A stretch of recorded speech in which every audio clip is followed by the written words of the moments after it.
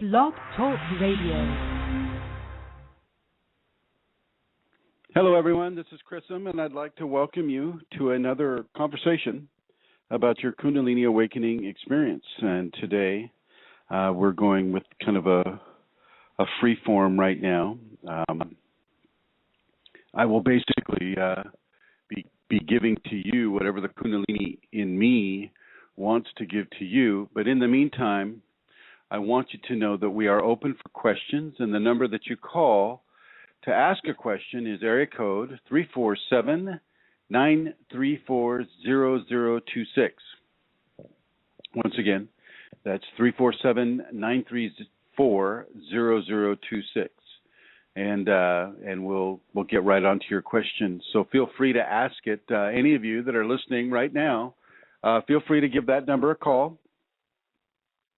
I would like to introduce Santara into the program. Hello, Santara.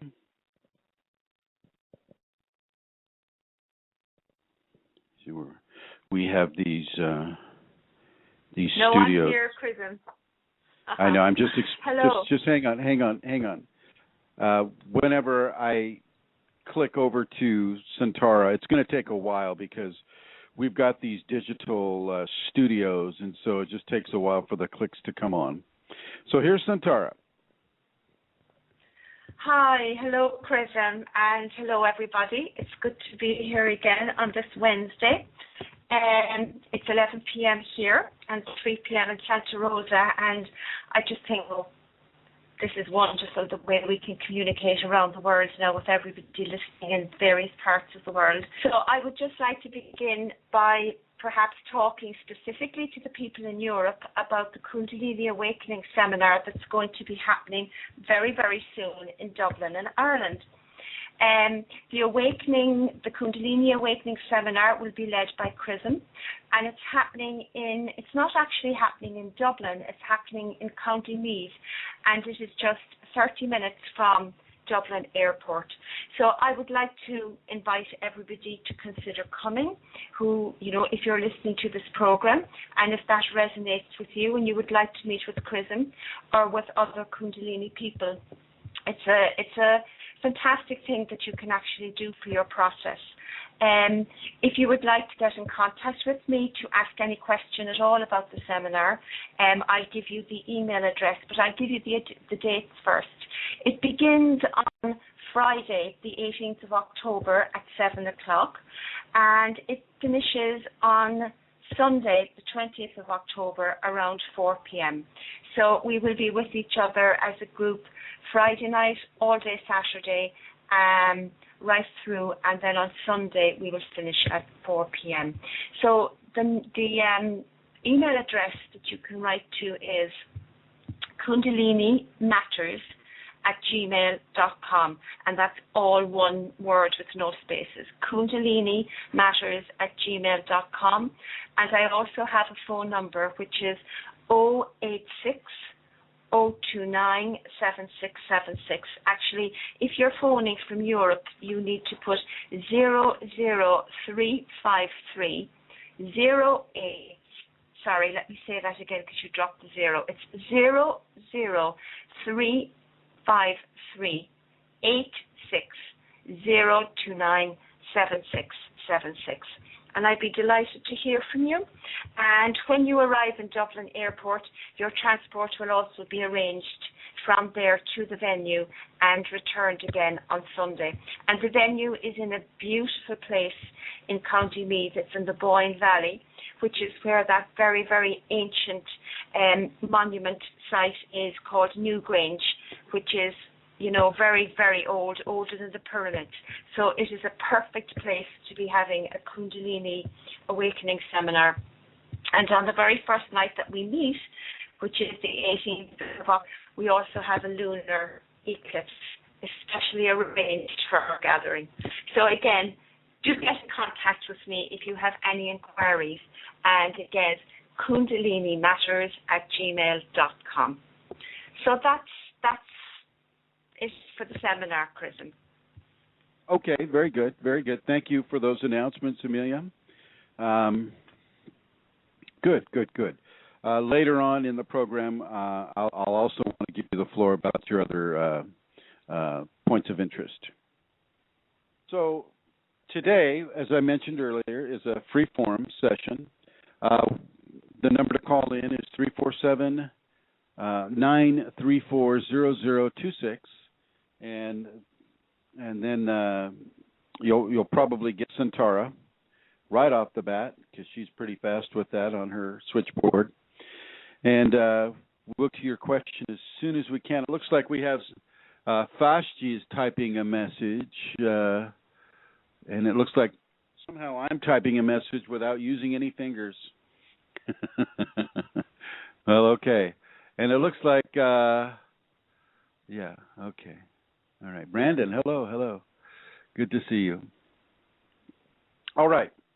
One of the things that causes people the most of an issue with the Kundalini is what happens to the emotional body when the Kundalini begins to activate. And this, as much as with the physical body, the emotional body is extremely powerful, and it will form the basis of whether or not you're enjoying your life or not enjoying your life. It will form that basis. We are so intricately connected to the 5 bodies of human expression that they all have a tendency to bleed over into each other, the different feelings in this case, with the emotional body. Kundalini requires surrender. It requires that the human beings surrender their ego and their sense of will in order to allow or to stop blocking or not to form a blockage against what the Kundalini is wanting to do with the person in regards to their transformation. How you feel emotionally is very, very important. Sometimes the Kundalini will give you phenomena that will cause you to go into difficult areas of emotional response. So you can expect that. Seriously, expect that. So many things are happening to a person within the Kundalini that normal life holds no reference for, that you're going to be in an emotional kind of a roller coaster ride anyway. But the underlying theme for you can be, if you choose, the underlying theme for you can be that you know you're in a Kundalini awakening. Therefore, the feelings that you're having and the feelings that you're experiencing, the emotions that you're experiencing, are quite real, and they're good. They're part of the program, and you can just accept that and move on. You can accept that and move on without being tied down to degrees of worry or OCD, obsessions, based upon, oh my gosh, why is this happening and I'm feeling such and such a way. I don't want you to obsess on it. And I know, and I'm going to get into this a little later, that, OCD, obsessive compulsive disorder, goes hand in hand for some people within the Kundalini awakening scenario. So know that and realize that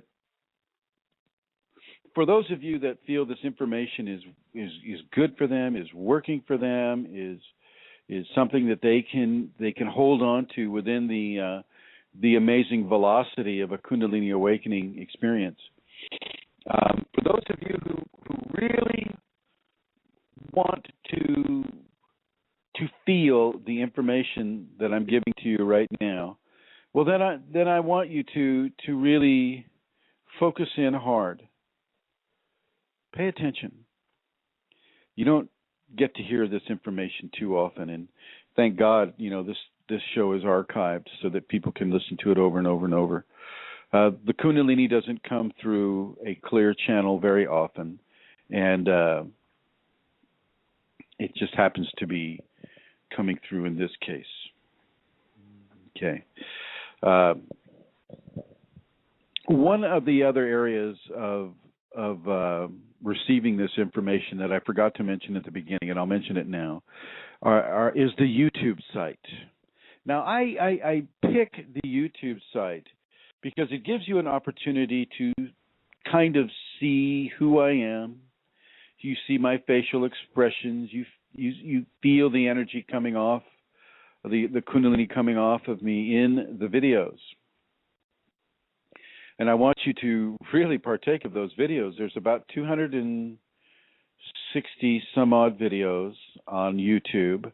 I've been placing them there for a while, and they are short versions of these elongated 2-hour BlogTalk radio information sessions. The name Chrism.Kundalini is what will bring you straight to the channel on YouTube, and then just peruse through the videos and see which ones you want to pay attention to first. See which ones your Kundalini guides you to first. Let that be a real option that you're partaking of. If you have any kind of a concern about my sincerity or about the validity of what it is I'm saying, if you have, even the smallest level of, perceptions that allow you to tell a liar from a person who's telling the truth, or the truth from the lie, I want you to watch those videos and see what works for you.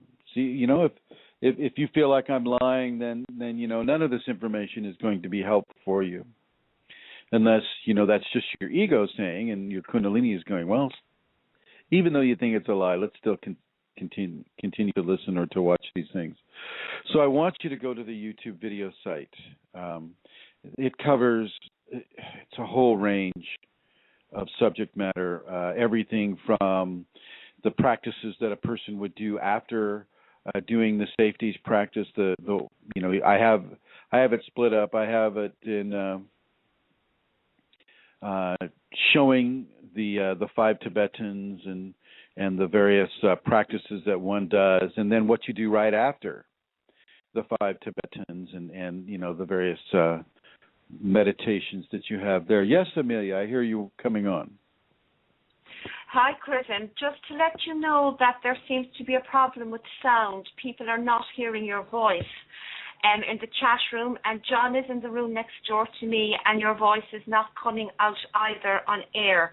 That said, people listening on the telephone are hearing you, so the list of people there can hear you, but that is all.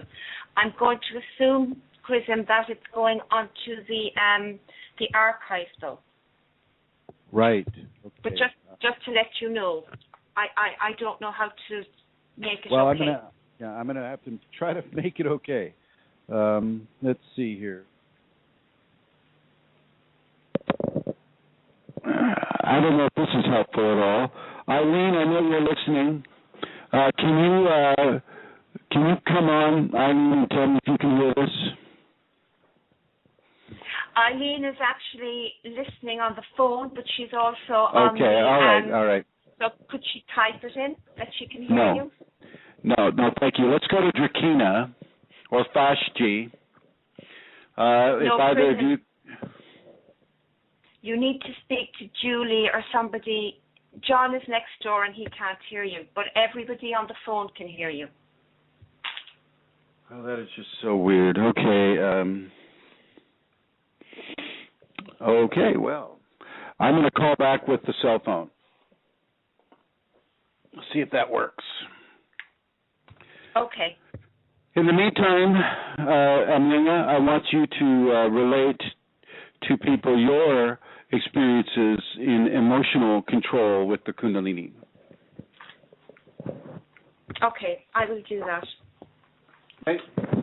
Make sure they can hear you too. I can't hear you now.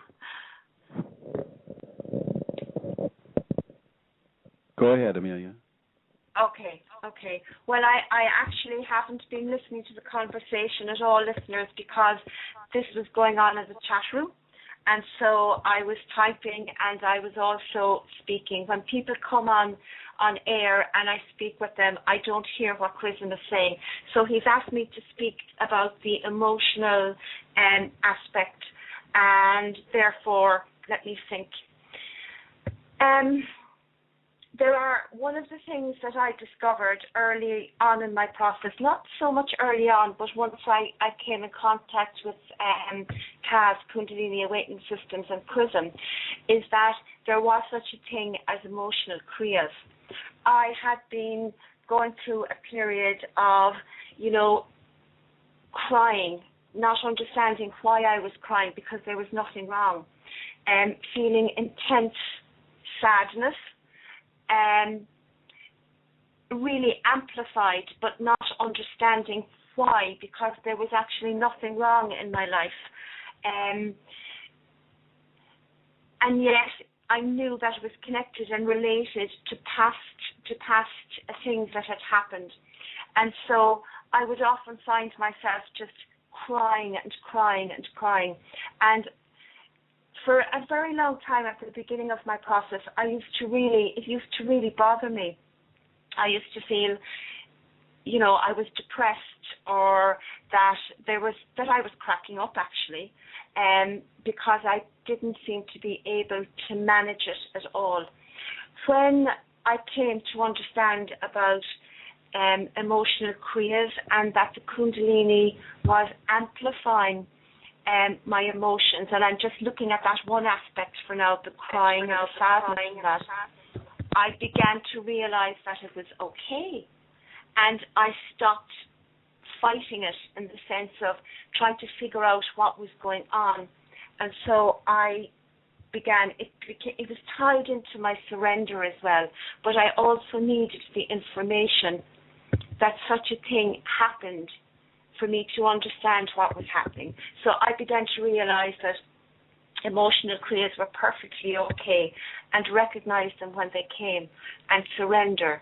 And that I will always remember the difference that began to make to my process, because I didn't have to do anything but allow this to happen.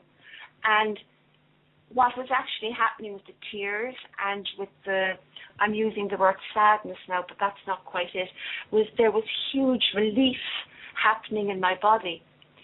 And when I stopped trying to figure out, or even, I suppose for me, because of, I did a lot of counselling. I used to be a counsellor, and so there was a lot of process involved in that, and talking about my feelings, and talking about, looking at where this X was coming from and all of that, and identifying what was happening. And so that's what I used to do. But when I let that go, when I stopped trying to figure it all out, when I allowed the Kundalini to work through my body, to just allow the tears, I was actually stunned and amazed at what was released. Sometimes I would be given to know what it was. I would just have, I call them whooshes. It's like a flash of understanding about what just happened. And other times I wouldn't know what the, in inverted commas, the issue was, but I would feel this intense relief. And for me, that understanding that the Kundalini worked in this way on my body through emotional kriyas, and to surrender to them, actually, I suppose if I say changed everything, but it had a huge impact on my process. And Kundalini Awakening Systems and Chrism's teachings, this is one of the things that I suppose for me, it's one of the reasons that the BlogTalk radio, all the things that Chrism does, I think are so important, because you need to hear this information sometimes. Sometimes we know certain things and other times we don't. And it's listening to information like that and Chrism's teachings on things such as the emotional creas that make all the difference to a person, or so it has been with me. Other emotional things that would have occurred with me, depression, which is different. A sense of being very separate from everybody, a sense of isolation, of being apart.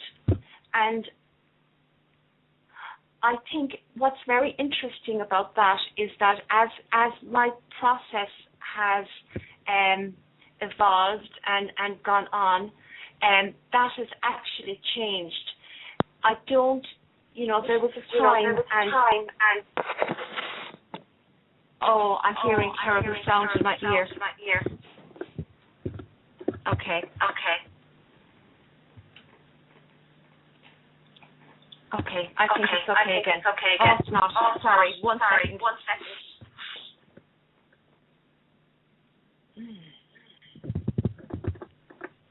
Hello. Okay, it's a phone.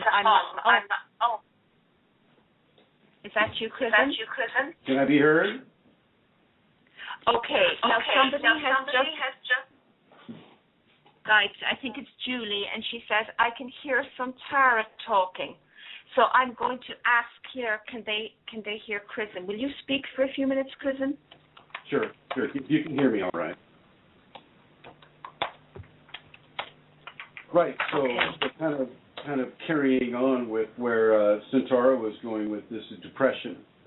Depression is a very common experience with Kundalini, and it can come from different vectors.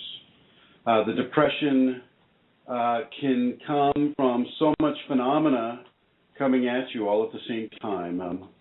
You may not be comfortable with spiders or snakes or any of the animal symbols that the Kundalini will bring into your waking and dreaming life, and that can cause a person to go into levels of fear, which can feed into levels of depression. Because, unless you're taking a drug and unless you're in some way you're trying to treat this medically or psychiatrically or some other way, you're not going to do anything with this. And even with the drugs, often it just makes things worse. So that helplessness can help a person jump into areas of depression. The many phenomena that you see that may contradict your understandings of your personal belief system. And if the Kundalini information contradicts with, say, something that's written down in a holy book or a sacred piece of information that you maybe have given your life to up to this point, now, oh my gosh, the Kundalini is saying something quite different. Let me give you an example of that. The example of using the Christian religion, and I'm not picking on Christians, they just happen to have a really, really excellent example for this. The serpent. Well, the serpent was considered to be the bad guy in the dance between the polarities, the extreme love and joy and extreme badness and evil and all of this stuff, right? So the snake or the serpent was said to be the bad guy, and somehow that bad guy got into the Garden of Eden.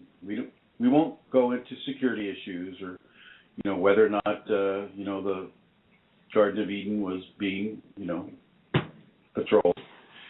But anyway, somehow the bad guy got in as a snake, and he got up into the tree of life, and then the sacred feminine took the apple and took a bite out of the apple so that we would have knowledge of who we are and what our potentials are. This is not an evil thing. Biting that apple is an act of nutrition.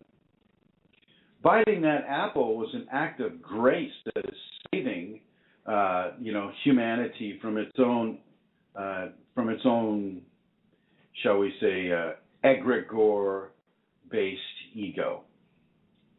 Okay, Eve did us all a great favor, and it's only subsequent translations that occurred within the last 1,500 years that would not be happy with what it is I'm saying right now, and frankly, I don't really care.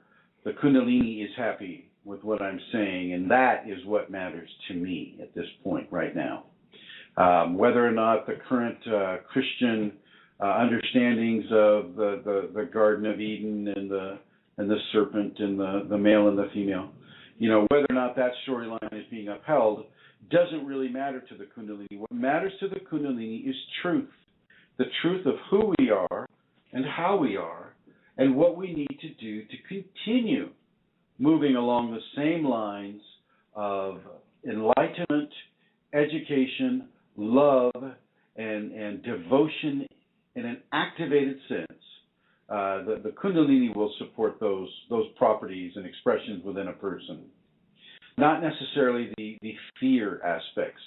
If you show a lot of fear aspects, or you're really climbing into depression quite deeply, the Kundalini will give you a phenomena to help steer you clear of it. But depending on you and your response to fear, your response to the strange and unusual in your life, that will determine how open you are to receiving the grace that Kundalini brings. Let me check in with Santara here. Hey, Santara, am I coming through, or am I just talking to the air here? No, everybody in the chat room can hear you now, and John in the next room to me can hear you as well. Wow, that's so weird. Okay. All right, well, thank you, John, in the next room, and everybody in the chat room. Thank you, and I hope that this is coming out into the archives. And so I'd like to say thank you for the folks who are listening in the archives as well. If you do have a question and you didn't get to hear me say the numbers, well, here they are. If you have a question about your Kundalini Awakening experience, please call United States area code 347-934-0026, 347-934-0026. So continuing, the Kundalini may try to pull you out of your fixation on the depression, but the emotional body can be so strong that it will clamp on to anything that gives it a reason to voice the ego.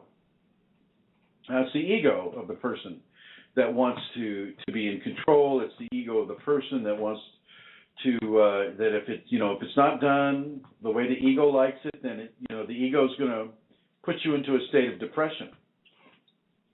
And that's something else for a person to look at is how important is it to be depressed? Now, some doctors and lawyers and priests and other attributes to our society, they'll say, "Oh yeah, you got to be angry sometimes. You got to be depressed sometimes." Well, I'm going to say to you right now that you do not need. There is no need or requirement for you to be depressed about your Kundalini. The need or requirement is for you to surrender to the Kundalini. You surrender to the Kundalini because it knows you so well. It knows you beyond the five bodies of human expression, the five bodies being the physical, the emotional, the mental, the psychological, and the spiritual bodies. Some people like to line those up with the Purushas out of the Sanskrit literature. But because I'm speaking with a predominantly Western audience, I don't need to go into the Purushas. Purushas, just quickly, are a energetic anatomy that's written about in Sanskrit. I say the same things when I say, the five bodies of human expression. Well, those would be kind of equal with the Purushas in the Sanskrit terminology. And in a way, they're the if you look at a corn, a piece of corn, and not the little little kernel, but the stalk of corn, and you'll notice that all those leaves are closed in around the corn to protect the seeds from being harmed, and the perushas in the bodies are the leaves that form around the human system. And so that's just a little side tangent thing about perushas in the 5 bodies. They do get compared. With regard to depression, one of the vectors of depression is through bliss. And you might be surprised, wow, geez, Chrism, how can you get depression from being so blissful? And what I'm going to suggest to you is that the bliss can be so strong that its absence will immediately form a vector of destabilizing the emotional body or bringing them into depression. The highs can be so high and so amazing and so beautiful and so perfect and so loving and so joyful that when that is all taken away, a person is, one footstep away from falling into a deep depression through the absence of that divine perfection. Okay, so this is something that I really, want you to be aware of, especially those of you that are having bliss and ecstasy experiences right now. The bliss and the ecstasy can be so strong that the body will respond to the beautiful, loving, exciting levels of bliss and ecstasy that the person can experience. And then, of course, when that all goes away, then it's an easy jump into depression. Well, you don't have to make that jump if you know what's going on. And you, right here in the studio, and you right there in the chat room, and you right there in the archives and on the telephones, you know what's going on, so you don't need to fall into a depression. Some of you who are early in your Kundalini awakening, these are the areas for you to really mark on your calendar. Am I experiencing ecstasy? Am I experiencing bliss? Am I experiencing bodily sensations of a positive nature that I have never experienced before, and that are so big and so good that I can't ignore them? I get the pinpricks all over my body, and it's loving and it's joyful, and the energy, sweeping up and down the spine, or going to a certain area of the body. I mean, there are many different ways that bliss and ecstasy will express themselves on the human being. Just because you're having it, though, does not give you a reason to go into depression. So, yes, the bliss will come. Yes, the ecstasy will come. Yes, it's good. And yet the body, the human physical and psychological mental bodies can only take a certain amount of bliss or ecstasy before damage can come. The bliss and the ecstasy are bare root experiences of the divine. What I mean is, you're not just looking at the divine, you're not just hearing the divine, you're not just seeing the divine, you're not smelling or tasting the divine, you're experiencing it directly upon your system. And this is what's giving you ecstasy. This is what is giving you bliss. This is what is taking you beyond what your physical system can produce on its own. Kundalini is emerging with the divine, and so the divine begins to have a way to play music upon your 5 bodies of expression. You become the instrument of the divine. You become the music of the divine, and that music is felt and heard and experienced by others through your actions.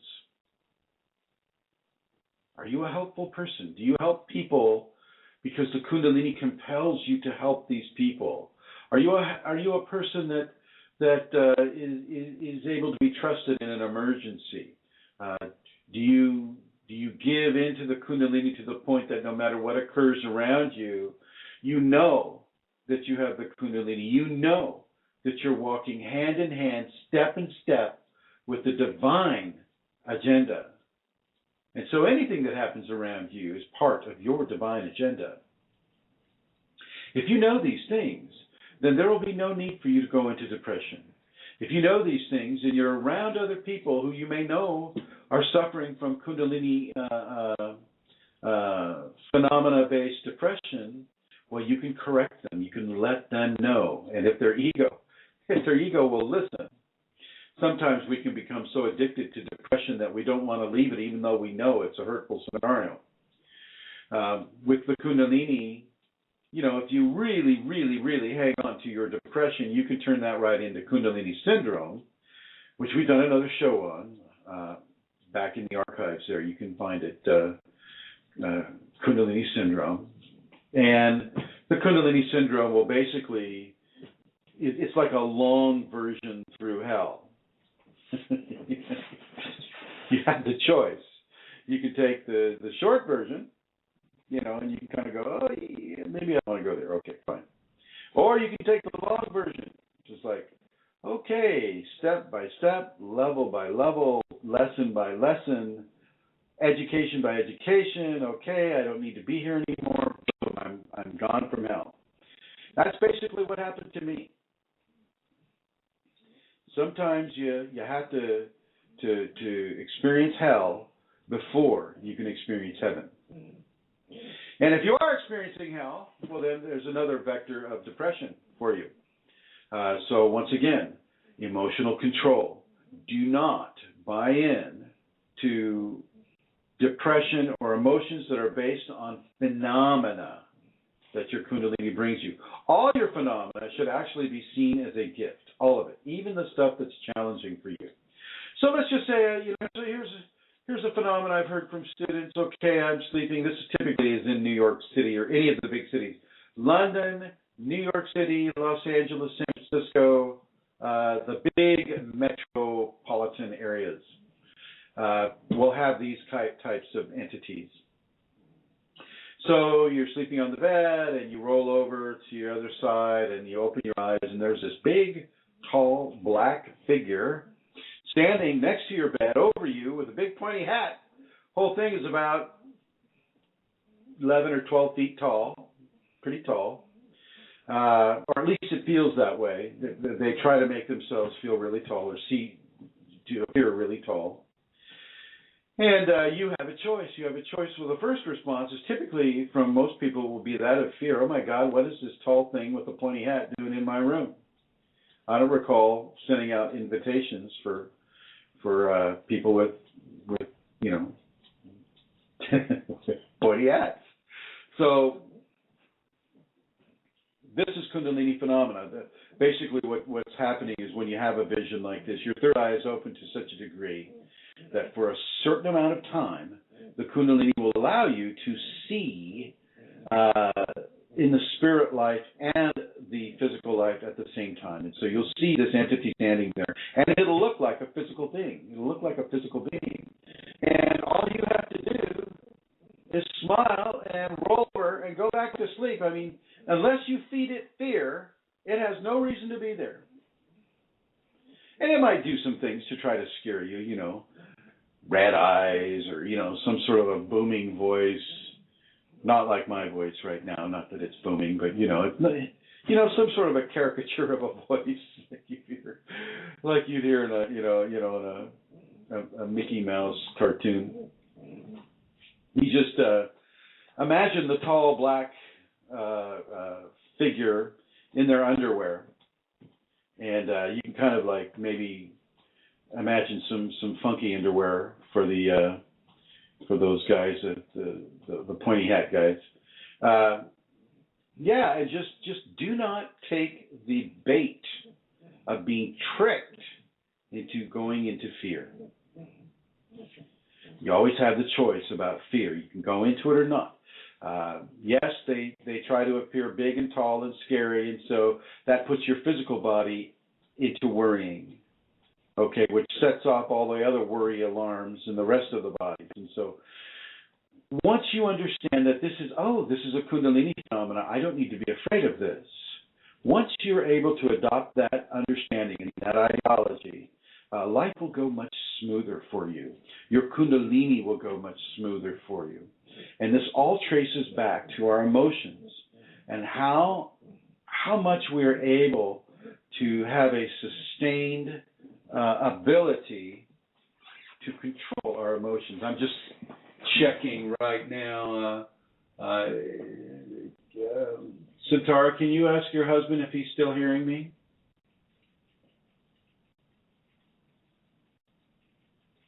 Santara. Oh, there she is. Okay. Yes, Chrism, he's still hearing you. Am I coming through clearly? Yes. Okay. So every verbal mistake can be heard, right? Yes. Okay, thank you. And thank you to John. Thank you, John. I hope you're winning. That's all I can say to you, John. I hope you're winning. So let's continue along the line of our emotional response to Kundalini. The first things for me when this body started to have the Kundalini was feeling things inside me that I knew shouldn't be moving around the way they're moving. A lot of people can feel like they're getting possessed, and the whole idea of possession, is not a comfortable idea for most people.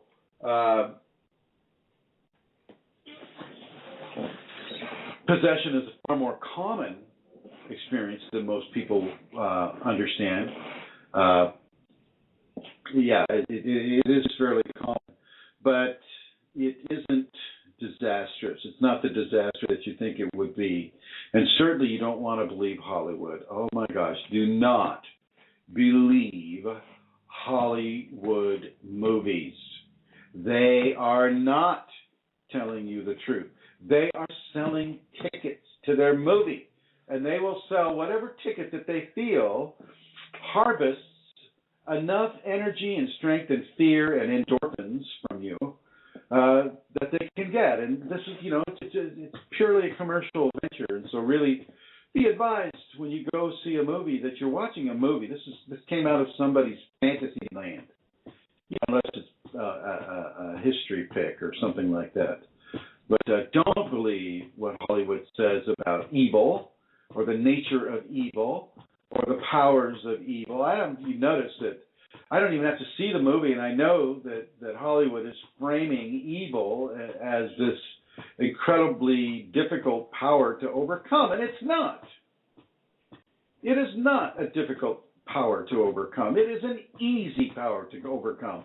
The difficult power to overcome is from our own ego. We kind of get attached to having a fear of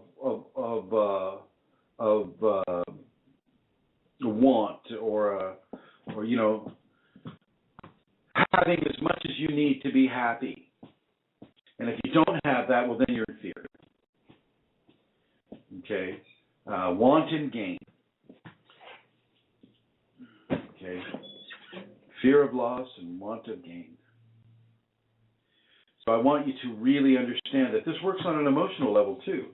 Don't buy into what programs that are coming to you in your society. In the West, we're looking at Hollywood, we're looking at books, we're looking at churches, we're looking at internet, we're looking at just small talk between you and your friends. Oh, I heard this, or oh, I read that, or and all of a sudden it begins to take on machinations of truth, when in fact it may be as far from the truth as you possibly get. With regards to possession and the Kundalini, it's not as common as you might think, and yet possession amongst the population is not as uncommon as you might think. So the possessing force of the Kundalini on the human body is the Kundalini. You'll feel like well, for me, I felt like my spine turned into a snake. Seriously, it was whipping all over the place there, and I'm driving my Volkswagen down what freeway was that? I think it was down Freeway 80 in Northern California towards San Francisco. And I'm taking my girlfriend to her college class, and my spine is twisting like a snake, and I'm driving the car at the same time, of course, naturally. And she looks over and she goes, "What are you doing?" And I just driving the car, maybe a little yoga posturing here, which was a total lie because I didn't know that I had never heard of a yoga posture that turned your spine into a serpent. But there we are. This type of thing can happen to you, and it begins to really brush up against what you consider to be your safe reality, which is your ego understood reality. That's your safe reality. With that type of experience, it can really throw you on a mind bender. And just don't go into fear. Once again, you're having Kundalini. If you don't know you're having Kundalini, you can go to Kundalini Awakening Systems, #1.com, all one word. I know it's pretty long. You go there and go to the left side of the opening web page and just follow the prompts about what you want to find out. In this case, I want you to do the comparison for phenomena. So you go there, you open up the page, and you can start marking what phenomena you're having. And be truthful with this. I know everybody wants to have Kundalini now because they see it as the ultimate power, and everybody wants to be the ultimate powerful person in the universe. And so they all are going to have Kundalini whether they have it or not. Now, of course, this has been going on for a while. You have a lot of teachers out there that don't have any idea about Kundalini, let alone have it themselves, and they're out there teaching Kundalini. And yet, this is what is occurring. And so we put this information out here to kind of balance that a little bit. For those of you that might have a question about the Kundalini, call area code 347-934-0026. I would like to thank Brandon Fashji, Kundalini Fire, Tim Ashworth, Eileen Laurel, Teresa Joe, as well as Marilyn Drakina, Eileen, and of course Santara and Rosemary, and John for listening to this live broadcast. So call in to Amelia Santara if you have any questions, and she'll relay those questions to me. So let's continue along the lines of the power that our emotional bodies have over our awakening. It literally can make it a beautiful thing or a terrible thing. For those of you that have information, those of you who have been guided to receive this information, really, really, really take it to heart. This is the truth. There is no money that's corrupting this information. There is no power or position. There is nothing to be had or to be grasped by the ego. So you take this information in its purity and you begin to apply it to your situation. And you may be thinking, well, Chrism, you haven't really told me anything to do yet, because you're equating doing something with physical activity. In this case, I'm talking about emotional activity. And in our culture, we are not taught to control our emotions very well. We're not even taught to really go there at all, except when we have an emotion that we want to express. Sadness, happiness, joy, anger, futility, rage, whatever. So now that you have this information, you have the ability to make a different choice. A choice that takes you away from depression, a choice that takes you away from focusing on phenomena that is that is emotionally expressive. Now, some of the things that you're going to see as emotions need to occur. The crying, for instance. When you have the Kundalini in its early phases, and even actually, after you've had it a year or two, you're going to be wanting to cry a bit, maybe even a little bit more than a bit. You're going to want to cry a lot. And it's not just for sad things. You're going to start crying for joyful things, for happy things, for love things. And so I want you to understand that your tears, and I've mentioned this, pretty sure I've mentioned this in other BlogTalk radio broadcasts, you have the ability to change an emotion. You have the ability to change it from, say, fear into understanding, and then from understanding into acceptance, and then from acceptance into love. You have that ability right now to do that. And all you need really is just a little information, a little permission to take it, as far as it's willing to go within you. But that's easier said than done. It's easier said than done. And so you need to understand that patience and the integrity of your personal search is worth taking some time to do. Don't try to do it all in one day. It's not something you can do, with your astrologer, sitting over a phone conversation, having a cup of tea. I mean, you can start the process there. Neither do you have to be, at war, sitting on an elephant's back, dodging spears. Neither do you have to be in that situation. Okay? But you can be in the typical situation that we'll find a Western person going through their life, driving to work, being at work, getting along with people at work, that type of a thing.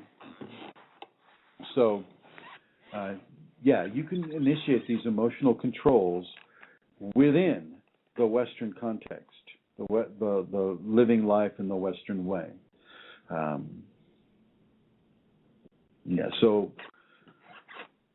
take that knowledge and utilize that knowledge, especially for those of you who have the Kundalini right now and are feeling a bit overwhelmed. That is normal. You should be overwhelmed. We don't have schools so much these days that prepare a person to have the Kundalini. It wouldn't be hard to put together. I mean, there are very specific protocols for people to learn how to accept their Kundalini and respect it and love it and want it and have it. I mean, even today we have millions and millions and millions of people that are striving to awaken their Kundalini right now.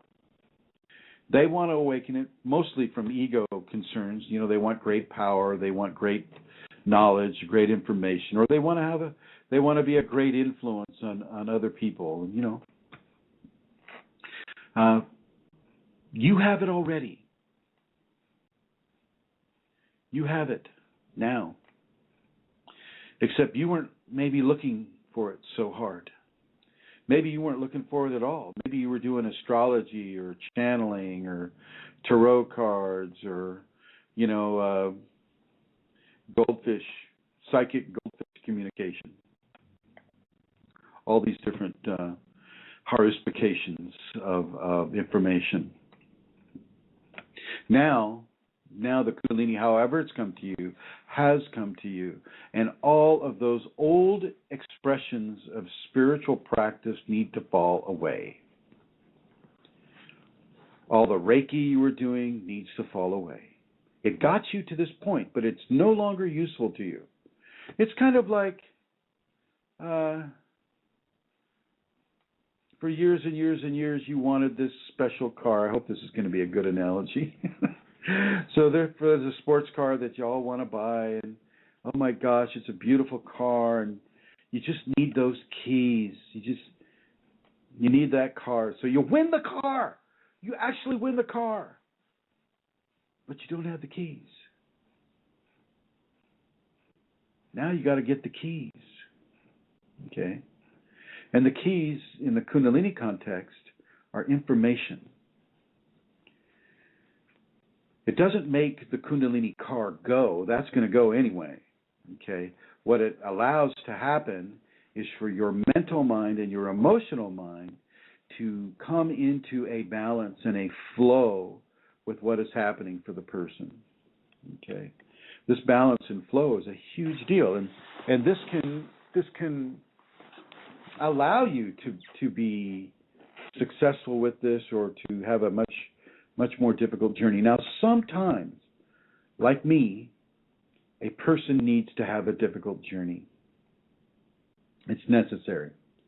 It's necessary to get a blockage resolved or balanced. It's necessary from a karmic level. It's necessary for a lot of different reasons. It may be necessary for you to have a difficult experience, and I want you to go into it. Go into it. Go into it with integrity, with love, with understanding that you have to go through this, and partake of that difficulty. And let that education seep into you, and let the Kundalini help you digest the information that it's giving you through the creation of this difficult time period for you. Go into it. Don't be afraid. Don't think that's always going to be easy, too. I get this a lot. Oh, Chrism, I feel a pressure behind my left earlobe, and it's pulsing on and off. It just kind of goes like, did it. And I'll say, well, it sounds an awful lot like your heartbeat. Don't allow things to take you out of your calm strength. Don't allow physiological phenomena, which Kundalini is ripe with. I mean, my gosh, it's almost, not completely, but it's almost a guarantee that when the Kundalini awakens, well, so does psychic interaction also awaken. Speaking to a gentleman just the other night who, he'd been in psych wards 3 or 4 times, and, he was calling me up to try to continue his journey at trying to get an idea of what's happening to him. And of course it was Kundalini, and of course they didn't know. And so of course they turned him into a big pharmaceutical experimental facility, a human experimental lab walking around on legs. And none of it worked. But when he was speaking to me on the phone, he says, I'm not supposed to, I probably shouldn't say this, but during my experience, I think I developed the ability to have second sight.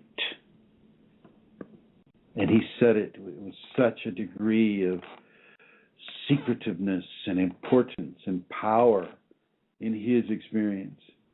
And I immediately told him, I said, that's all right. That's a natural thing to have happen with the Kundalini.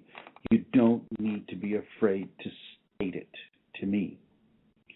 I wouldn't state it to a medical professional, as you have obviously experienced, but you can state it to me in all of its clarity and in all of its dynamic.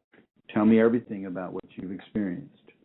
And this happens to a lot of us. We're so terrified of ourselves, of what we're experiencing. The last thing we want to do is say it to anybody. And then when we do get up the courage to say it to somebody, well, the floor gets jerked out from under us because we're termed crazy and bipolar with schizophrenic, positive schizophrenia, and locked into a mental institution and given drugs.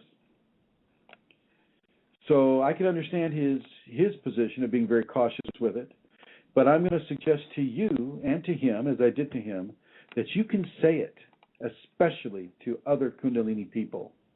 Don't be afraid of your Kundalini family. Don't be afraid to say what you need to say.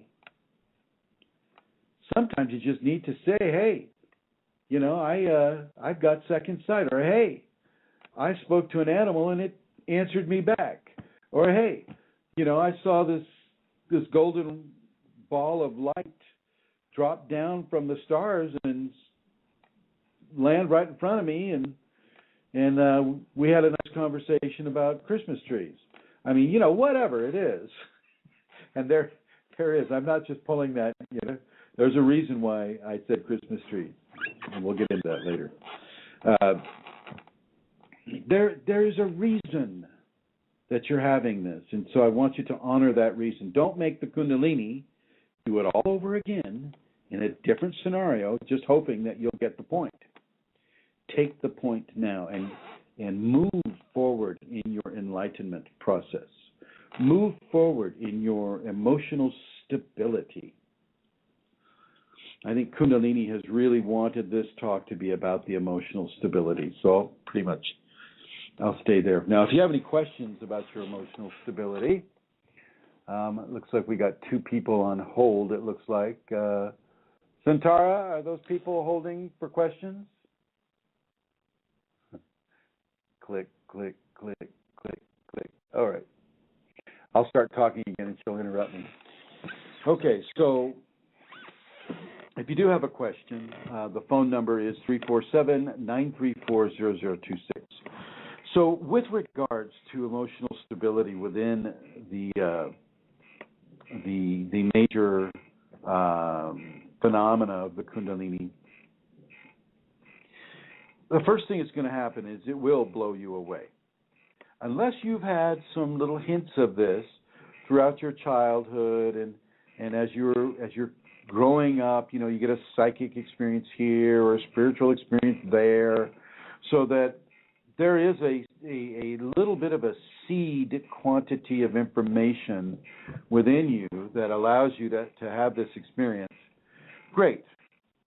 But for those of you who haven't had that paranormal following you,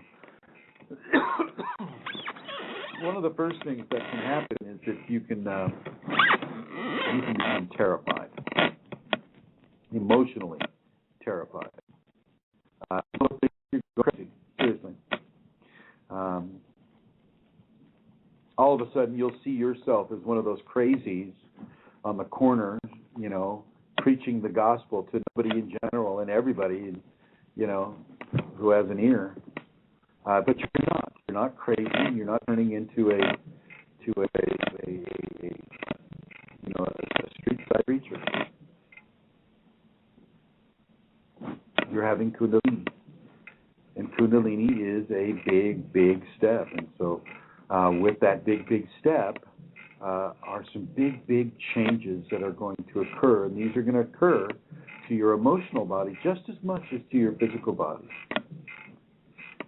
Just as much. Remember the interconnectedness of it all. So, with regard to emotion, one of the first things you need to do is to do your best not to fear. Do your best not to fear. Some people will use me in that vector. Some people will use Chrism as a way to help them not go into fear. I mean, you know, I've survived all these things, and I've survived them well, to even be able to talk to you about these things. And so can you survive these things just as well, if not better. A lot of my difficulties I was put through in order for me to be able to teach you from levels of authenticity about what might occur for you. And, you know, there's enough... Yes. Hi, Chrism. May I interrupt? Yes. Can you hear me? Hi. There's a creaking noise that's quite rhythmic there, possibly a chair. So now I'm visualizing where you're doing the show from, I think. People couldn't hear me at first, but now that my chair is talking, well, now they hear everything. And also, just to let you know that Marilyn is online on the phone there and has a question when you're ready. All right, send her through. Okay. No waiting. No waiting for Kundalini information. Hi, Marilyn. Hi, Chrism. How are you? Good, good. Thank you for calling. Thank you for talking about the emotions. I missed the first 45 minutes of your presentation, so I hope you didn't talk about this, or maybe I can hear it twice on the archives too. But I saw your YouTube video on emotional control and the Kundalini, and I thought that was great. My emotions have been going crazy ever since my Kundalini awakening 17 years ago. And I think you rightly stated in that video that the best way to keep your emotions under control are to stay in the observer, to observe them. And that really worked when I was able to stay in the observer. But do you have any hints for how to stay in the observer awareness and watching your emotions, which then automatically seems to tone them down? Well, yeah. If you can get to the observer status at all, first of all, that's a pretty good step right there. Not everybody can do that when they're faced with a fearful situation, because the fear is overriding, any of what they feel their options are. But once you can get to the observer status, well, then first of all, you're in Kunalini. Second of all, that you're observing your ego have an emotional outburst. And you can choose how much energy you want to put into that. As you watch your ego, scream and cry and run and hide and do all those things, you can choose not to have a positive charged emotional body with that. You can make that choice. I agree that it's almost impossible once you're in the already state of great fear, seeing a monster. You can't get into the observer state. The fear goes too fast. But for situations like my father's dying now, and I have a lot of anxiety, about it, so I try to get myself in the observer to begin with before I go see him. Well, my father just died just last month.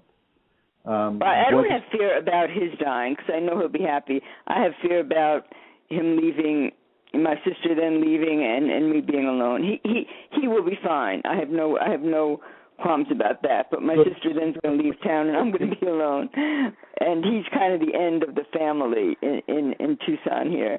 But so just being with him kind of brings out a lot of anxiety in me, and I try to, if I get into the observer state when I go, I do much better, but it's hard to stay there. It's hard to stay in the observer state without forgetting that you're trying to observe. Well, okay. The scenario is, number one, you have Kunalini, right? Pardon me? You have Kunalini, right? You're just a creaky chair is coming through now. Can you hear me? Not well. Can you speak up? I've got this microphone adjusting. That's great. How about now? That's great. Okay, so your question is how to not fall into a emotional terror? How to decide ahead of time, all right, I'm going to try to stay in the observer state because this is going to be an emotional situation. I'm going to try to observe my emotions. And how do you stay there? Because you can do that for 5 minutes and then it just seems to disappear. You lose the observer state. At least I do. After about 5 minutes, and then I'll remember again, I was supposed to be observing myself and my emotions, and I'll get back there, but it's hard to stay there. Well, I understand it's hard to stay there, but the more you stay there, the longer you stay there, the greater understanding you have about how to stay there. Now, because I am not you, and I don't have your karma, and I don't have your, the emotions that you need to go through, what I'm going to tell you is it's something that can be used by everyone, but I'm going to suggest that you use it personally. Okay? I need you to just forgive yourself for having the fear. I need you to forgive your father. I need you to forgive your sister. If they go or if they stay, it doesn't matter to you anymore. Family is only as far as a thought away. Okay? You don't need to be sleeping in the same shoe in order to have an appreciation of presence of family. Love does not have geographical boundaries associated with it. And yes, it is nicer to be in the presence of people that you love. I get that. But it is not something that should be able to control your level of happiness. You don't need to be surrounded by family. This, in a Kundalini context, the entire world is your family. You're never away from family. And yes, I know we have a special relationship with our fathers and our sisters and our mothers and our brothers and all of the human people that are around us. But you are never alone. You are never abandoned. Not by your Kundalini, not by all the other creatures around you giving you examples on how best to live your life. You're different than most people now, Marilyn. You have Kundalini. And so from that perspective, you can take control and relinquish control at the same time. Forgive yourself for having fear or trepidation. It's okay to be sad that your father's dying. I was quite sad that my father, had a difficult passing. I was quite happy when he was released from his body because his pain was so much, and he wouldn't let me help him, of all people. So I had to just sit there and suffer with him, which I did happily, and then help him on his way. There is that sense of loneliness when you lose a parent or you lose a spouse or you lose a BF or a GF or a kid or a child. Or, there is that sense of loss that can occur. And I'm just going to counsel you to recognize, okay, there's that loss. That person is no longer physically in my life, but I still love them. I still, give my love and my happiness to them wherever they are. And let that be the modus operandi for you when it comes to dealing with these types of issues. You're going to have to tear the issue apart. You're going to have to forgive and work with each filament of that issue. Most of it is forgiveness to self and forgiveness for other potential situations. And you might think, well, gosh, I forgave everybody yesterday. Gosh, what?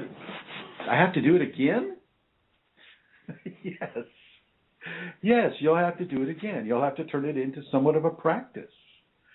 The bodies aren't changed immediately when it comes from a position of higher mental functioning or ego. It takes time. It takes repetition. It takes a continuous mindset and focus for a person to do what I'm suggesting that they're doing right now. You have to do it over and over and over again. You have to forgive over and over and over and over and over. You have to be happy on purpose over and over and over. You just have to accept that as the new you, the new way that you are bringing the Kundalini into physical and emotional expression on this plane. I don't talk too much about plasma trails and in the energetic wake that we leave with regards to the Kundalini, but it's quite immense. It's quite strong, and people crossing that wake can have their emotions adjusted. And so I always like to tell Kundalini people to stay as loving and as happy and as grateful and forgiving as you can. When you are loving and when you're just forgiving, just forget about the other ones. If you live in a state of forgiveness, nothing can harm you. Nobody can harm you. And For those of you who can feel the answer to that question, I invite you to feel that answer.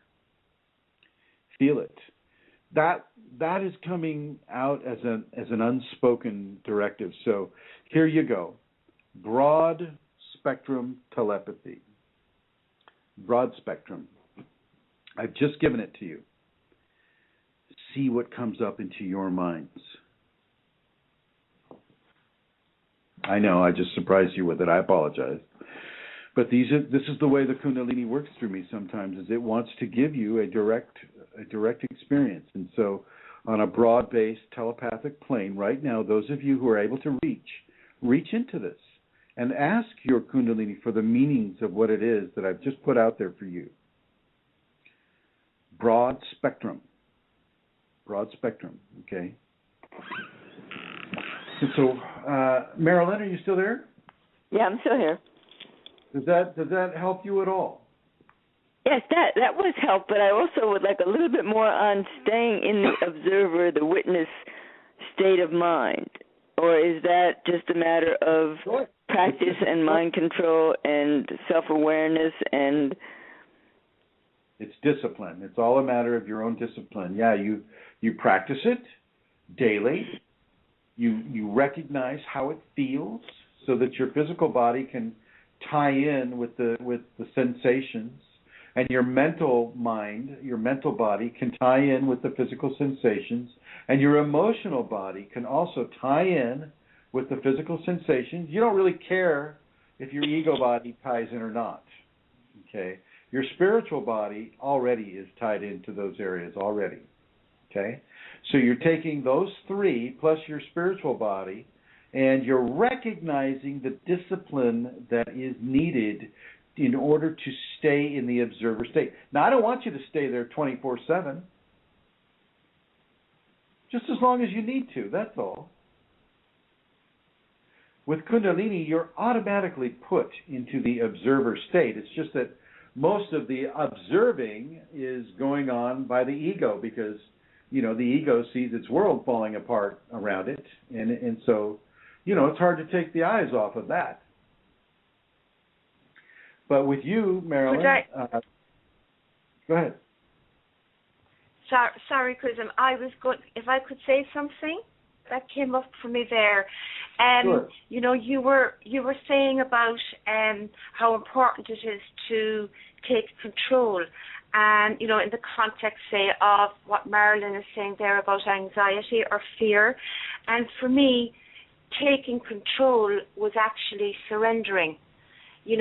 Because that was how I took control. I was able, when I had a few mantras that I used to say when I was, as an observer, when anxiety increases, there's, that option to go with it and to move away from being the observer or not.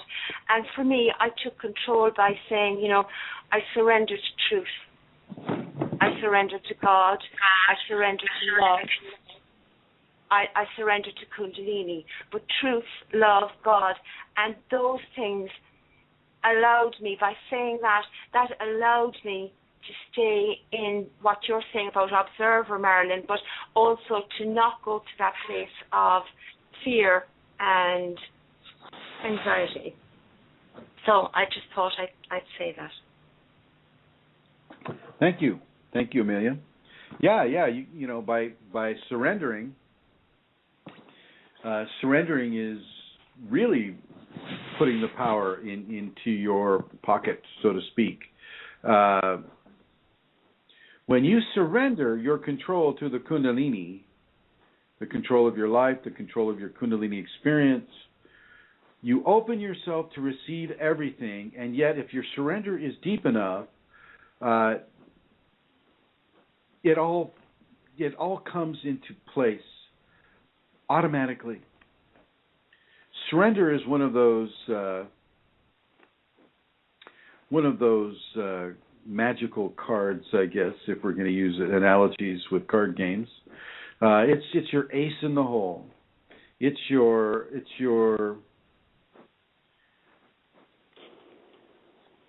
ticket into initiating discipline upon yourself, or initiating protocols that will allow a person to come in to their observer status.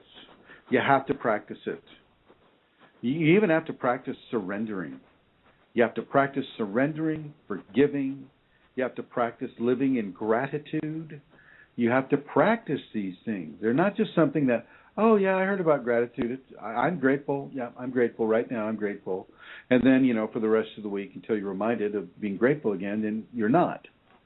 What I'm going to suggest you do is that you make your Kundalini such an important part of your life that when you do something to communicate with it or to in some way adjust its experience with you, that you do so with extreme, profound respect. So you're not just, you're not flying off the handle with the Kundalini. When you speak with the Kundalini, or you pray with the Kundalini, or you ask the Kundalini for a certain type of thing, that you realize that you are talking to a divine living source that is real and separate from you.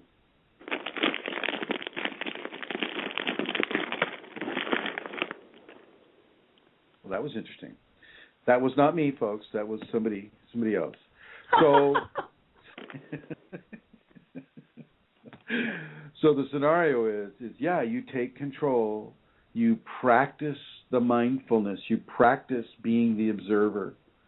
You actually go into a certain place, go into a busy restaurant, and decide that you're only going to focus on a certain sound or a certain word or a certain color or a certain person or a certain whatever, and just focus on that amidst all the other sounds. And you can kind of get an idea of the level of focus that you might need to initiate observer status upon yourself. And as you do this, you'll recognize, you'll go, oh, geez, I do need to practice this. I need to get myself conditioned. And I think, Marilyn, you put it quite clearly, Marilyn. This is something that you do from practice, that you do from realizing that you need to go there in order to get there. I know that sounds silly. You need to go there in order to get there. What that means is you need to show the initiative. You need to show the initiative to practice going into the observer state. And by doing that, by showing that initiative of going into the observer state, it becomes much, much, much easier for you to do it and to hold it. So, Marilyn, you make that choice, okay? Thank you. You're welcome, my dear. You're welcome. And thank you. Thank you for calling in. Okay. Now, I also want to put out those numbers for people. The number is 347-934-0026. If you have any kind of a question about your Kundalini awakening experience, give me a call. Looks like Rosemary has a question. Come on down, Rosemary.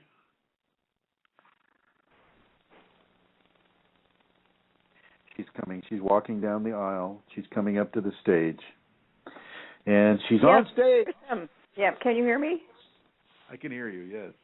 Okay, thank you. I can't see that on my phone. That original question was about whenever you asked about the sound, if it was hearing, if it was better, and I just was reporting in. That's all my question. Okay, but I really do want to thank you for what you've described. It's not my experience yet, and you know that. So it's very helpful, and especially Marilyn's question here towards the end. And sometimes, I have spent, I think, a lot of my life being an observer and being a way of avoiding emotional experience. And maybe I realized maybe so. Yeah. I mean, like I say, we're very divergent in our interests in our work. So, for instance, Santara, she's been a counselor, And so the working as a counselor, you're always that observer for another person. Mhm. You play that part. And so you are that observer for another person now, but it's a different story when it's with yourself. When you're the one that wants to observe you. Now, for me, earlier on in my process, my Kundalini told me that I had to do a lot of self-correcting. And so, because of the power of this force within me, I really had no choice. It wasn't like I wanted to get up that day and do all this self-correcting, right? No, I didn't. Okay, I wanted to go out and do as I had normally been doing, but no, Kundalini came to me and said, you need to self-correct. Every time you do something that takes you out of communication with your Kundalini or with yourself, or is in a way resistant to what the Kundalini is telling you, or to how you know intuitively that you need to react to certain people. As soon as you start, if you go off path with that, if you go off of script with that, and it's a wide script, it's not a, it's not a typical type of script. When you go off the path or off the wagon with that, then you need to self-correct, and you need to self-correct right then and there, right as soon as it happens. So with Marilyn is talking about, coming into to that witness state, and I'm saying, well, okay, and I think she knew this intuitively herself, is that you have to practice it. You have to go there. You have to do it. You can't expect it to be done for you. And so as you practice this and as you do it, and as in my case, as I continuously self-corrected myself, I got better and better and better about living my life in a way that was conducive to Kundalini. And Rosemary, that Kundalini has extremely high ethical values. And whether or not the people understand that doesn't really matter. What matters is that they respond in a highly ethical way. A lot of people are just born ethically, compact. They're there. They've got their ethics. However they were raised, what karma they came in with, whatever, their ethics package came in complete. Okay? And I mean, it came in fully. I don't want to say incomplete because it sounds incomplete. And it's not incomplete. It's complete. So, with that in mind, you must constantly... Chrism, when you were saying self-correct, my correction has been often turning the car around. Well, yeah. Tell them about the restaurant experience. The very first time? Yes. The Applebee's? Yes. Yeah. Well, it was... I came from a lovely evening of like a prayer service for peace, and just an amazing evening, and it was 11 o'clock, and I was driving home, and this place is about 25 minutes at least from home at that hour, driving along, and that's the guidance I got was go to Applebee's, and I'm thinking, I don't want to go. I just had food. I went through that argument and got to the next light, and I turned around nearby there, went into Applebee's. They have a lot shut down. I wasn't really hungry, so I just said to the gal, I would just like a cup of tea, and I really could use just the quieting for myself. That was helpful.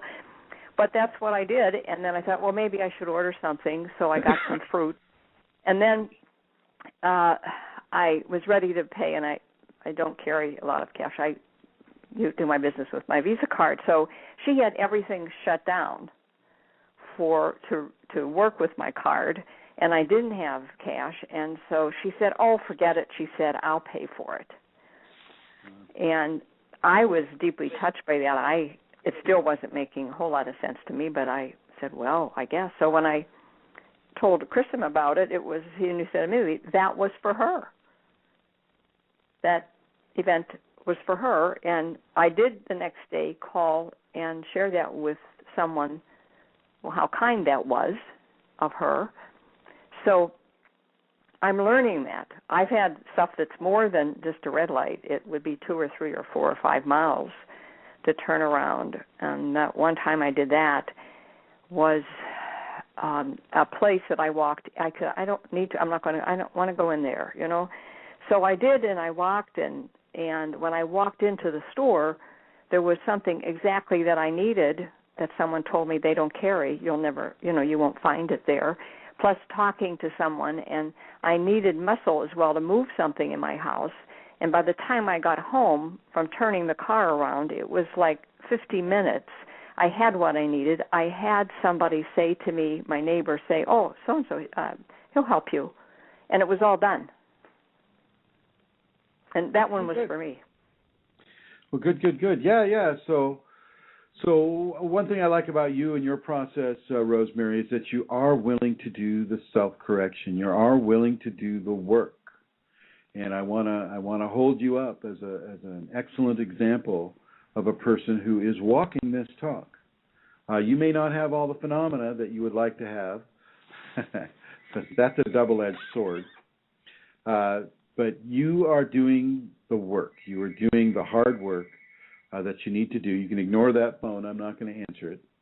And so I want to compliment you, Rosemary, for the work that you're doing. And I look forward to seeing you out here at the ashram. Okay? Yes. And just so you know, the Yosemite is still closed, and so I'm looking at either Shasta, Lake Tahoe, or going east of Los Angeles into the desert. So just you can roll those around your mind for a little bit. And I want to open it up to people that are listening that, yes, if you want to come visit me here at the ashram, we're in Santa Rosa, California, Northern California. And we have a very limited space, but we bring people in every now and again. Amelia was just here, and Rosemary's going to be here, and then we have other people that want to come and visit. And I want to extend that invitation to our extended Kundalini Awakening family. Okay? Well, thank you, Rosemary. Thank you. Well, Chrism, I realize next week, I thought this before, I'm going to be there, and I'll be sitting in the room where you're talking live. Maybe we might be in the car too. well, wherever you are, you'll be doing it, and I'll. Ladies and gentlemen, next week, this is the. Gotta check my computer. I think this is the 9th. Yes. Yes, today is the 9th. So a week from today, I was just going to cancel the show. Amelia's not going to be around. I'm going to be traveling, but I'm not going to cancel the show. I'm going to do the show. I'm going to bring this little iPad thing and this iMic or iRig, and I'm just going to try to do the show from this little station in the car, wherever we are, hopefully at a Wi-Fi station. So the show is coming on next Wednesday from somewhere. We won't know, but it'll be Rosemary and I in the car. I will do my very best to bring this through. But as many of you know who've been following us here on BlogTalk, we get technical difficulties here just by virtue of this show today. My microphone or something was not working that took out, I guess, the first half hour of this show for those who weren't listening on the phone. And so I'm gonna, matter of fact, Rosemary, I'm gonna go ahead and move us over to Amelia Santaro. Okay, my dear? Yes. Thank you for listening, Rosemary. Yeah, thank you. A great help. And that goes for everybody. The more questions you can answer, the more people can be helped. So feel free to call in and answer. The number is, and ask questions. The number is 347-934-0026. Santara. Yes, Chrism? Can you hear me? Yeah? Yes, I can hear you. So I would like you to repeat everything that you said at the beginning of the show, so that people can, because the mic or whatever the issue was went out. So if you would please repeat that, and I'll move on to the next thing. Also, just repeat it. I think you're going to be on a plane next Wednesday, but... No, I'm not going to be on a plane. No, you're not? Okay. No. Okay, Well, I shall... No, I know when I'm in the air. And okay. when I'm in the air, let's see. Rosemary's coming on the 12th, and, I might be on a plane. See, we'll see. If I'm on a plane, folks, it's not going to happen. Okay. If I'm on an airplane, they won't let me broadcast. If I'm in the airport, I just might do it. Okay. Yeah. In the airport. Cool. But anyway, I will try it, and I will be in contact with Santara and Eileen and other people, and they can keep everybody apprised. Okay, so will I say a little about the Kundalini Awakening Seminar again then? Yes, please say that and any of the other announcements that you like to give. Yeah, I will. Thanks. Okay, so let me tell you again about the Kundalini Awakening Seminar. It's happening in Dublin. It's in Ireland, and I would particularly like to draw those people who are listening who live in Europe. I'd like you to maybe pay a little bit of attention to this, because it's very easy to get to Ireland, and there are lots of flights in from all the cities around Europe. With Ryanair. Ryanair is a particularly good value carrier, so you could check that out at www.ryanair.com. So I'd like to tell you the dates are the 18th of October, the 19th of October, and the 20th. And we begin at 7 p.m. on Friday, the 18th of October. And we're with each other through Saturday and Sunday, and we finish at 4 p.m. Those of you who will be flying in from Europe, and we have people coming from different countries, I will be collecting people from the airport and bringing them to the venue. And if anybody is listening now and hasn't heard of this before, and you have questions, please do write to me, and we can communicate by email or by phone. So I will give you the email address now. It's kundalinimatters@gmail.com. Small letters and no spaces.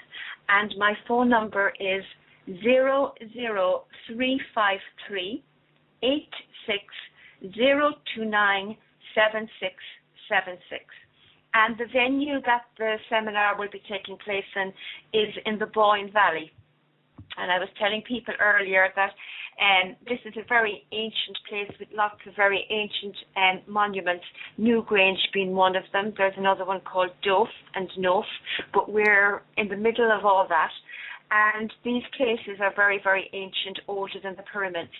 And again, on the 18th of October, we will be gathering, and that night is an eclipse of the moon.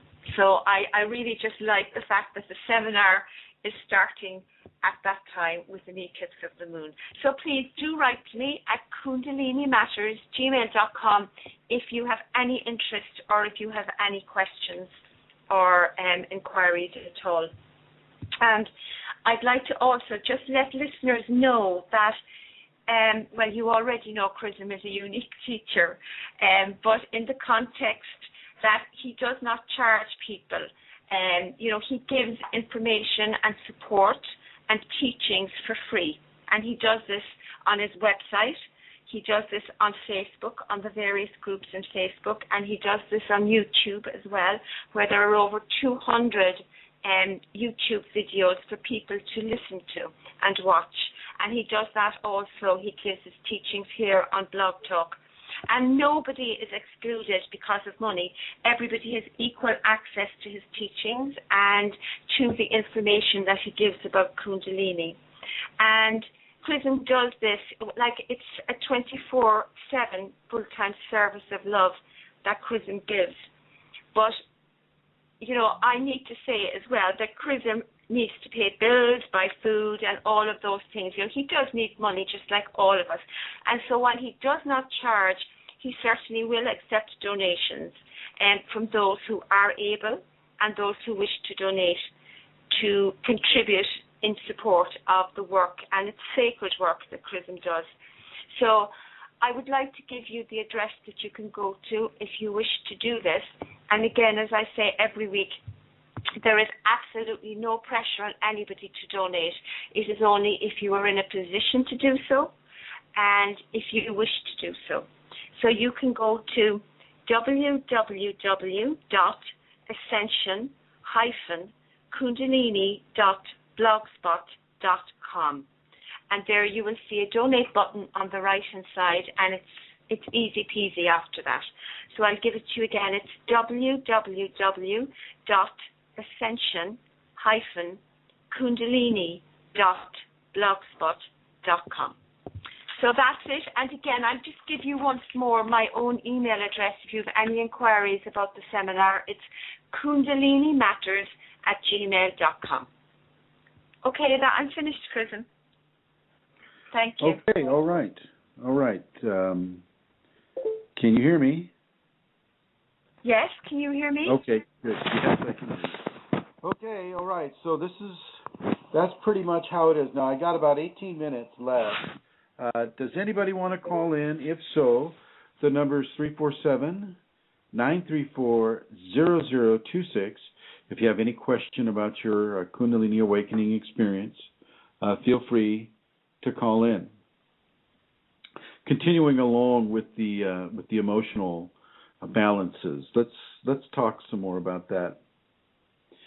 In our country, or in the Western world, we're not really taught how to control our emotions. Now, sure, as kids, we're taught that we're not supposed to cry at certain times of the day. We're not supposed to laugh within certain scenarios. But that is more for another person. That is more so that you don't embarrass another person, or you don't embarrass your parents, or you don't embarrass yourself. With Kundalini, it's much different. You must initiate controls and discipline over the ego as it connects itself to the emotional body. So those ego/emotional connections need to be restructured so that your ego doesn't pull from the emotional body so much and captivate it to such a degree that a person can be put into a position of pain for a long time. Okay, don't want to do that. Do not want to do that. And so, really take the time to look at your emotions. Look at why you're having them. Is it rage? Is it new love? New love, as I've just found this man or this girl, and they're so beautiful, and they've got such high qualities, and this and that, and everything is good. Or is it an older love, a love that has stood the tests of time? A love that has allowed you to grow with another person and to go into love that way. So I really want you to not allow the ego to hijack your emotional body. Make it a point. Make it a something that you can self-correct. The minute you start seeing yourself get wrapped up in rage or wrapped up in self-pity or wrapped up in in a hurt over your baseball game, or your baseball team lost, or your football team, whatever. I want you not to be hijacked by those emotions. Doesn't mean, you can't feel them. You can't feel the enjoyment of, say, a sporting event or something like that. But it's just so that you don't become controlled by this. And I know that normally without Kundalini, it's very easy not to become controlled by this. But with Kundalini amplification and with the ego reaching out into the emotional body to take as much of that as it can in order to express its fear or its sadness or its anger or its bitterness or whatever it is, its attachment, then you need to look at that, and you need to choose to take a very specific control. And that control is based in self-discipline. That control is based in practicing becoming the observer. And I don't want you to see becoming the observer as a way out, or as a way where you can avoid all responsibility because I'm the observer now. No, you don't avoid your responsibility. As a matter of fact, you're maintaining your responsibility. You're maintaining your connection to the holy Kundalini within you. You can be confident that as you do this, you begin to strengthen your ability to stay in that observer status, to stay in that position of detached authority. This is what it is. It's detached authority. So it's authority that isn't dependent upon you being attached to that emotion or that situation or this situation or that emotion. Okay, you are non-attached. And by that non-attachment are you given authority over the situation that is being demonstrated in front of you by you. Now, this all happens very fast. If somebody cuts you off on the freeway, how long does it take you to lift that middle finger? or to want to lift that middle finger. So become that observer very quickly. And just as quickly, you can stop it if you need to, if you want to. Otherwise, just stay in that observation mode and see how you come up to the ethical guidelines that the Kundalini is giving for you to do. It takes practice to be emotionally balanced. Practice under pressure, really. Kundalini gives you a lot of pressure. Head pressure, abdominal pressure, chest pressure, pelvic pressures, you name it. The Kundalini will give you pressure. And I want you to stay focused within that pressure. Be that observer within the pressure that you're feeling. So within that symptom of Kundalini, be that observer. Be that observer. Let yourself be placed into an authority position within your Kundalini awakening. Not to take the authority away from Kundalini, but to add authority to the Kundalini. To give yourself into the promise of the Kundalini by not attaching to the petty emotional needs and expressions that the ego will often try to put into the Kundalini awakening experience. This will happen at first, but as you practice coming in to that observer space, you give yourself the opportunity to practice having emotional control over that specific issue in your observer space. And as these issues accumulate, so does your strength and your power begin to accumulate. But you just need to remember to stay in neutral. You're not trying to manipulate here. You're trying to to stay unattached and yet observing. You know, look at any emotional charge that you may have as you come into this, and look at that really quickly, make your assessment, and then self-correct, and then jump right in with that self-correction. You understand? I'm hearing this big collective, yes, yes. I'm hearing some, no, no. But anyway, I would like to thank you all for sticking with us in this particular conversation. I apologize once again for the many technical problems we have with BlogTalk Radio. It's still a good system to get this information out there, and I'm going to keep doing it. But sometimes we'll run into problems like we did today, and I apologize for those problems. And hopefully, I mean they're corrected. What it is I have an iRig microphone plugged into a PC, only because the iRig microphone plugged into the iPad wasn't working. So we'll see. As Santara mentioned, I do pinch pennies here.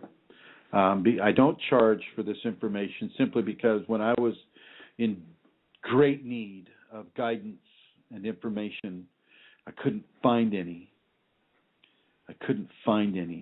You know, and that can be a choice between a suicide and continuing life, and I remember that very, very well. And so yeah, this goes out to you free of charge, as do all of these BlogTalk radio programs.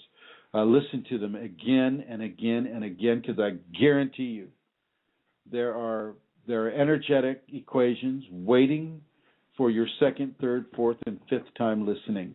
There are energetic equations set up by the Kundalini for your specific thing, i.e., it's your Kundalini that's setting it up through the offerings that my Kundalini gives. Okay? So thank you for listening to this program. Thank you, everyone who is listening on the archives.